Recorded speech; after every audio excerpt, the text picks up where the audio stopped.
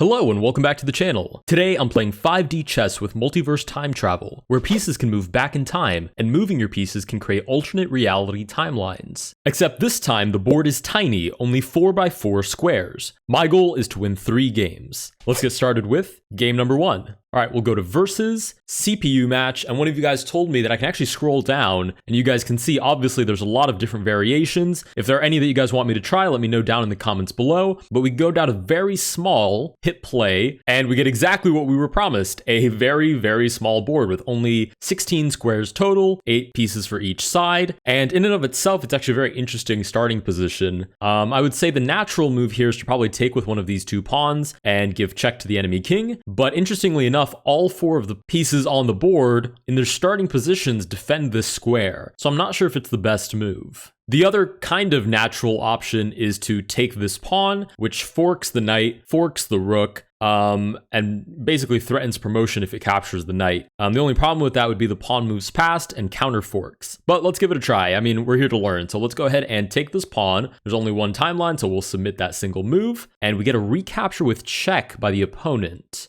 Okay, I'm going to sacrifice my knight first for the 2 pawns, submit that move. Pawn takes back, again, puts us in check. The present is still here, so unless I'm willing to move the present back, really my only option is to take back. So I'll submit that move as well. Knight takes back. Okay, we're not in check anymore, which is interesting. And one of the things about the pawn is that it actually can only move forward. So if you see I highlight this pawn, none of the other boards have available moves for me. Oh, and it seems I can double move this pawn and promote right away, which is very, very tempting. I'm going to first recapture the knight though. I'll submit that move, and our opponent takes the pawn, leaves the rook hanging, and promotion is an option, certainly. I wonder if we can promote to a queen or if we can only promote to one of the pieces that we started with. It would probably make sense if it was only one of the pieces we started with, but let's give it a try. We'll take the rook. Oh, and we can promote to a queen. That's huge. I'm still going to take the rook though, so we'll submit that move. We put our opponent in check, and our opponent takes back. Okay, now we're getting somewhere. This is interesting now. Let's double move the pawn to promote to a queen. We put our opponent in check, and the king leaps 2 boards back, captures the queen, creates a new timeline, which means all we need to do now is skewer these 2 kings so that both of them can't get out of check at the same time, and that should be mate, that should be winning.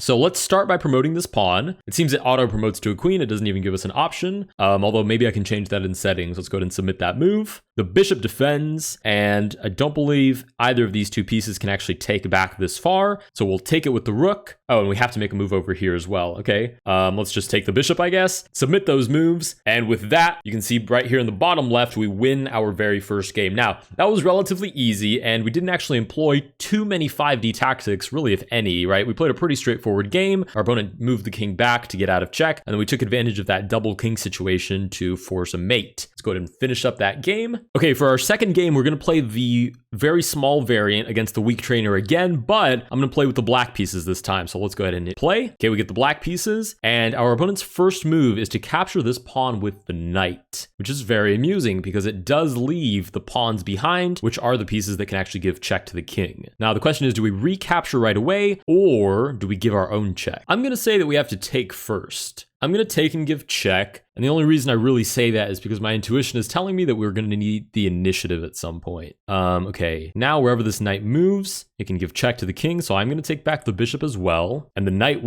leaps all the way back to the first board to capture the rook and create a new board.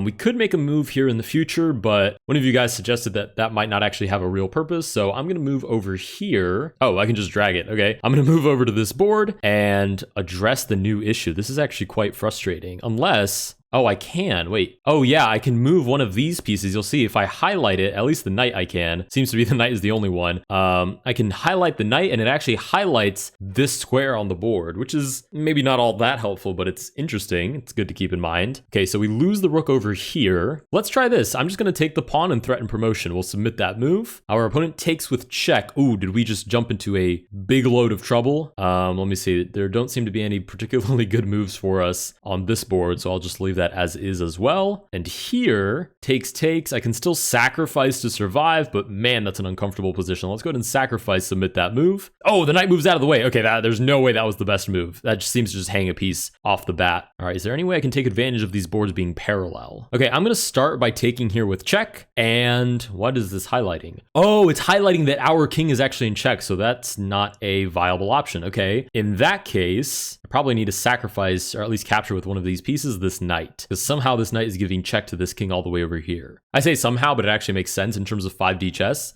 because if you think of the knight as moving like an L, you can think of the bottom of the L, like the shortest part, as moving over one square, and then the long part of the L being 1, 2, giving check to the king back here. So it does make sense. I have to give them credit. It's not just random rules, but it's a little bit hard to wrap your head around. Let's take this bishop and capture the knight. Moves both boards forward. We'll submit that move. King moves forward. Knight recaptures, which seems to still put us in check again, in the same manner, because the king has been in the corner for all of this timeline, all the way back to the beginning. So again, one move over, 1, 2. We are actually still in check. Now, the good thing is this time it seems we can just take back. So that's not a real big headache. And on this board, I'm not really sure how we make progress on this board. Let's take with this pawn, target the rook, and submit both of those moves. Okay, pawn takes back the knight on this board, and over here, the rook just shuffles out of the way to safety. Fair enough. Let's try taking with check, with the idea that either the rook sacrifices itself and I win it, or the bishop sacrifices itself and I win the rook anyways. And on this board, I really just need to cause my opponent enough problems where there's no escape from checks, but I don't think I can cause too many problems on this board. So I'm just going to shuffle the rook over and give check. There's 2 checks, both of which were perfectly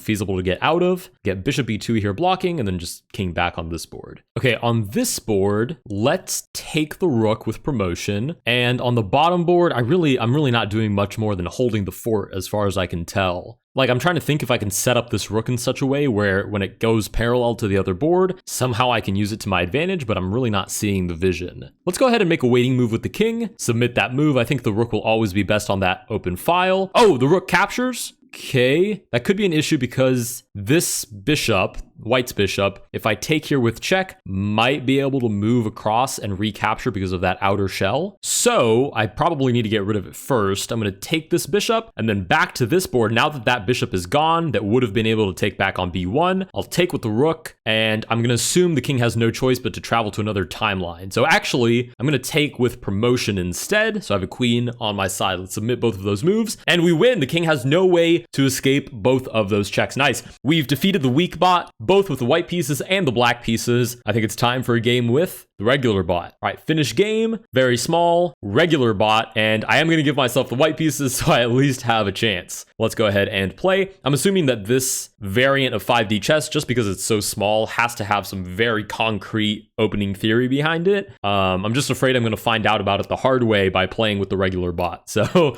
let's dive in. I'm assuming I need to get rid of its pieces as quickly as possible. So I'm going to start with check, since that seems to win a piece out the gate. And, ooh, wait, isn't this what the weak bot played? It took back with the rook as well, which is scary because now I'm thinking this might actually have some reasoning behind it. If I take back with the pawn, it gives check. Opponent has to take back, probably with the bishop to give check. Then I take with the knight. Oh, and then promotion? No, I just take back. Okay, I'm confused. I don't see what the problem is. I'm taking the rook. Okay, knight takes back, which I did not expect, but I think I can just hang this knight. I don't really care about this knight. The only thing it's really doing in my eyes is serving as a buffer for this pawn, because this pawn can still move forward to and promote, but not while my knight is there. So if I take this pawn and lose the knight, I win the bishop. It's like a fair trade, but I pick up an extra pawn, and my opponent's knight is still stopping their own pawn from promoting. So I see no issue. I'm going to take this pawn on b7, submit that move. Okay, we do drop the knight. Let me make sure there's no better options here for us. If we zoom out, doesn't seem that there are any better options. So let's take the bishop with check, submit that move. Nice, we get the expected king jump, which I've learned in these variants is usually a really good thing. It means your opponent is nervous about getting mated in some way, and it gives you some opportunities to potentially skewer the kings or fork them or what have you. And whatever tactic you decide to employ, if both kings are attacked and both can't jump out of the way in one single move on one board, you're in the clear, you win the game. So let's see if we can employ anybody else for that purpose. Oh, interesting. It seems I can take this rook and capture this bishop, giving check, which would create a new timeline down here, but it would create a new timeline where I am mating my opponent, which I see no downside to. So I'm going to go ahead and take. Nice, we create this new timeline, and now I just need to move this board forward. So the present is on that board where I just made a move.